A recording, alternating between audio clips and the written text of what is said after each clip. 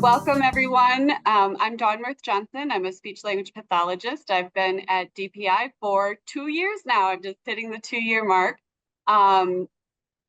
Most of my career has been in the school setting. I've also worked in other settings, and I'm just really happy to be here today with you and talk about this topic. So I'll let Michelle introduce herself in a little bit when she does her section, and I'm going to start us off. So where does AT go in the IEP? That's a frequent question we receive at DPI. Where do I integrate assistive technology? There's many right ways to include assistive technology in the IEP. It can be incorporated in a number of places throughout the IEP. The main concern should not be getting it right or wrong, but really trying to clearly communicate to all educators, parents, future readers of the IEP document exactly what services the school district will provide and intended outcomes for the student. So in addition to reviewing assessment data you may have and determining that students need assistive technology, teams really must adequately describe the role that of that AT in the student's IEP. The IEP must include a description of AT devices and services to be provided if such devices and services are required as part of that special education program.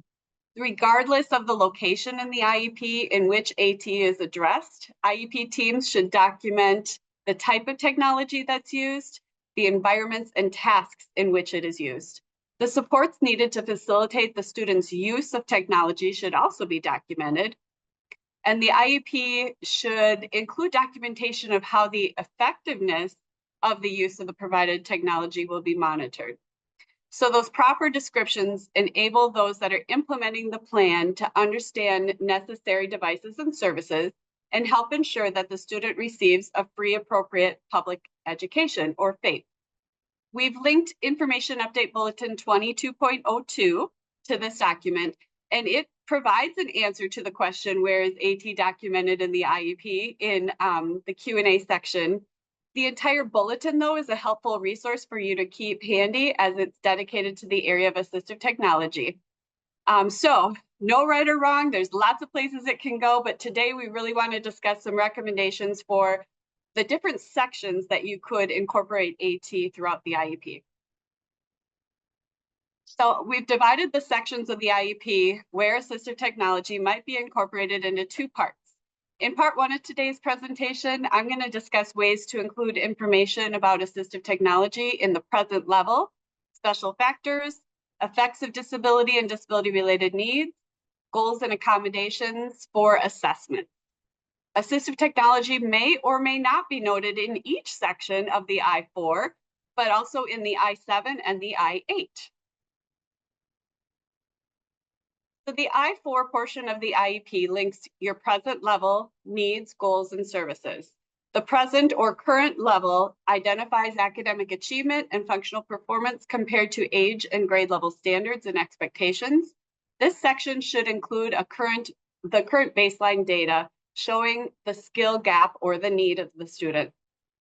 These skill gaps or needs should emerge later as targets for goals. And if the IEP was well written prior to consideration of AT, the information within that present level of academic achievement and functional performance will provide a clear description of the student's abilities. If not, the data that have been collected during that AT assessment process should be included. Modifications, accommodations, or AT devices and services that are currently implemented should also be included in the present level, along with a statement indicating why these are effective or indicating if further needs should be addressed.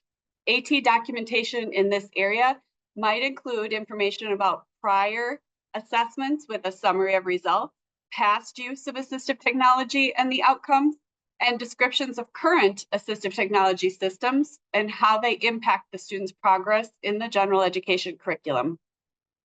So if a student is already using AT or AEM supports, they should be noted in the present level and identified in the special factors section that we will discuss next. So assistive technology is one of the special factors that must be addressed in the development, review, and revision of each student's IEP. Under state and federal special education law, the IEP team must consider special factors when developing initial or annual IEPs or reviewing and revising an IEP after a reevaluation. That's part of the language. Follow the requirements in each prompt carefully. If devices, services, strategies, interventions, or supports are needed to meet the needs, they must be documented in the program summary after you've identified them here. And then include frequency, amount, location, and duration. And Michelle will address that later. If it's impossible to describe the service using an amount of time, provide a clear description of the circumstances. As needed is an insufficient description. So people often ask, should I check the box for yes? If AT is already in place and it's considered effective or sufficient, then check yes. Keep in mind all AAC systems or AT, from paper-based communication boards to single message devices like a Big Mac switch, all the way through the spectrum to the highest tech systems, are considered forms of assistive technology. And then also consider the accessible educational materials, or AEM, and document what is being used and what is needed. When the team needs more information, or they're not certain if AT is needed, what type of AT is needed, or how it will benefit the student, you still can check yes and describe targeted AT assessments that are needed or trials of AT for identified curricular tasks. Best practice would dictate that the IEP teams really use a systematic process for considering a student's assistive technology needs. And Kathy outlined some of those already at the beginning, and that the outcomes of the consideration be addressed in the IEP. We really want you to be precise when describing the type of AT that will remove the barrier to equitable learning. It's not necessary to over-specify by using brand names, rather describe the features. A single message voice output device, not saying Big Mac switch. A portable device with touch screen capability, not saying iPad. A dynamic display device with a key guard. Those are some examples of how you might describe it. Make it clear what is needed, when, and where. We really suggest that you don't use generic descriptions of assistive technology. Be precise on the type of device that removes that barrier. And the reason not to name specific tools or devices is that there are times when a device is not available. Maybe there's breakage, battery drainage, it was left at home, or it simply is not an effective tool in a certain setting. So if we name the device and we don't use it at certain times, then we're out of compliance whenever the device is not in use. So describing the features really helps to provide a backup or temporary replacement for the assistive technology. However, if your team decides that you want to name a device, it is still okay to do that as well. Depending on the concern, assistive technology may be included or documented in the effects of the disability, as well as the disability-related needs. The statement should explain how a student's performance or progress is impacted by indicating that the student has difficulty with, and here's where you describe the effect of the disability, what you can see. Because of, then you define the root cause of why you're seeing that effect. And then if the student improves or increases in that area related to the root cause, then it will address the effect of the disability. So that's kind of a starter sentence that we often recommend, but you may see AT in this section as well. In fact, it's pretty likely.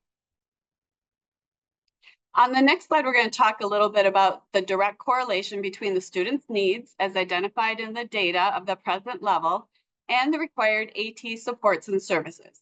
So goals and objectives are defined by the needs identified in that present level, and objectives should include the tasks or skills that the student is expected to achieve during the IEP period, the specially designed instruction for that student, and observable measures of proficiency. When we connect AT with a student's goals and objectives, it's essential that we include the devices and services in the IEP. So the proper explanation helps reinforce why the assistive technology is needed and how the team believes it will help the student meet their goals. If we always relate the use of technology to a functional outcome, we'll avoid making the mistake of just focusing on the equipment as an end in itself rather than a means to an end. So assistive technology is not necessarily the goal, rather the means to achieving the goals for many students. Goals may have a qualifier at the beginning related to technology, and it's really important to consider self-determination when you're designing your goals as well. All right, the last part of my section is accommodations for assessments. So this is the I-7 form of the IEP. Students taking assessments with allowable accommodations for statewide and district-wide testing may use AT devices as outlined in the accommodations manual. While students may use a wide range of accommodations during routine instruction and assessment, not all of those accommodations may be used on statewide or district-wide testing.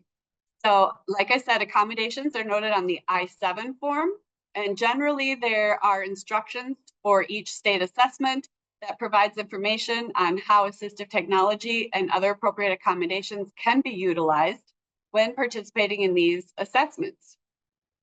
The districts or LEAs must ensure that school personnel know how to administer assessments and how to use appropriate accommodations during assessments for children with disabilities. So think about accommodations should be consistent with day-to-day instructional methods, should not be introduced during testing for the first time. So students need to be comfortable using those accommodations before they enter in that testing situation. And those accommodations should enhance access of what is being measured.